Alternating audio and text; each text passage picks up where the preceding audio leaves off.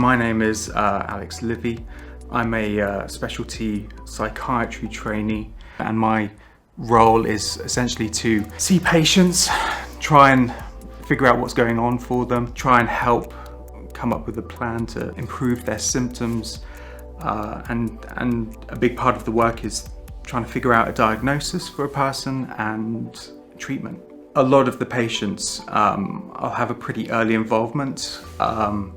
They'll probably be assigned a case manager first, but then soon after that we'll be looking to do an initial assessment where we talk to the patients, try and get an understanding of their symptoms that they're struggling with, but also know a bit about their past, about their background, physical and mental health, so that we have a full understanding.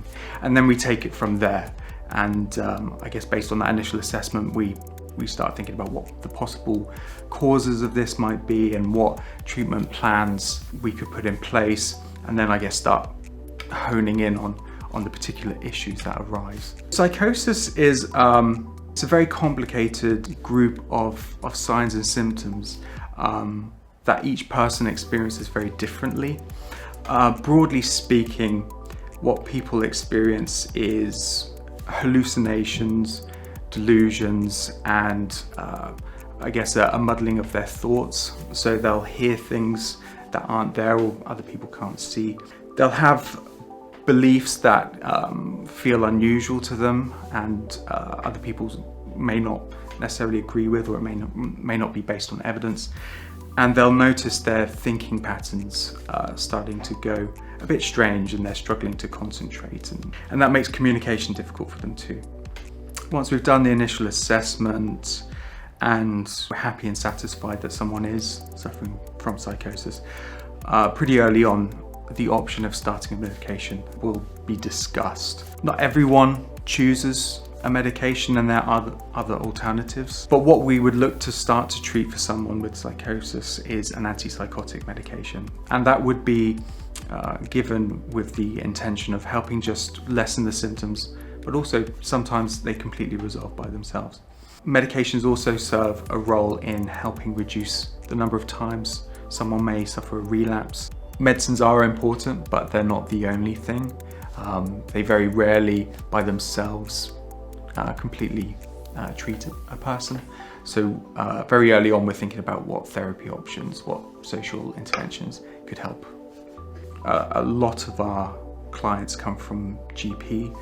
They also come from other secondary mental health services who are suspecting first episode psychosis. People also come into us after a crisis. So they may be referred by crisis teams.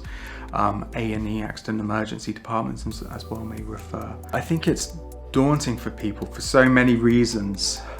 Admitting there's a problem of this kind is very difficult. I think a lot of people feel the stigma and the consequences of that.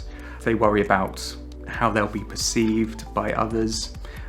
There's a lot of scary diagnoses out there that people are worried about, and what that will mean for them. And they're also concerned, or I guess naturally apprehensive, about what to expect from the service. We like patient-centered care, where you're at the center and we work around you, and we really try and tailor an individual care plan for you, so you have more choice in how you want to be treated. I guess one important thing this service does run is something called an extended assessment. So that's a 6-month assessment to just allow everyone a bit more time to really understand what the symptoms you're experiencing are. Diagnosing psychosis can be quite difficult at times, and there is a big grey area. And so there's the opportunity, if we're not entirely certain, to just take our time with it, give ourselves 6 months to talk more, investigate more, and decide whether this is psychosis or not, or whether we need to signpost you to another service which might be able to help you better. So patients can stay under our service for 3 years, but it can also be a bit shorter. If someone does decide that they want to be discharged from our service and it's not 3 years, they can choose to come back into the service. They just let their GP know. So there is an avenue back. Once those 3 years are up, we really have to think about whether you need ongoing mental health care, and so do you need referral to another team, another mental health service, or does it look like you're well treated, the chances of you having these symptoms again are remote, and so you can go back to your GP.